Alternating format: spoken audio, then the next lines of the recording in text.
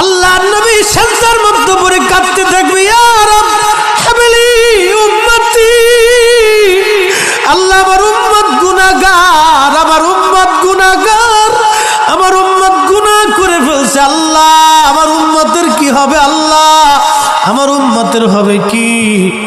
আল্লাহ পাক ডাক দিয়ে বলবেন, হাবিব আপনি আর সিজদায় পড়ে থাকবেন না, মাথা উঠান। আপনি কাঁদেন কেন? মেহশর তো আপনার কান্নার জন্য না নবী, উঠেন, আপনি মাথা উঠান। আপনার জন্য আরশে মুআল্লার ডানে একটা কুরসি পেতে রাখছি, একটা চেয়ার পেতে রাখছি, একটা আসন রাখছি, আপনি নবী সেই আসনে বসবেন।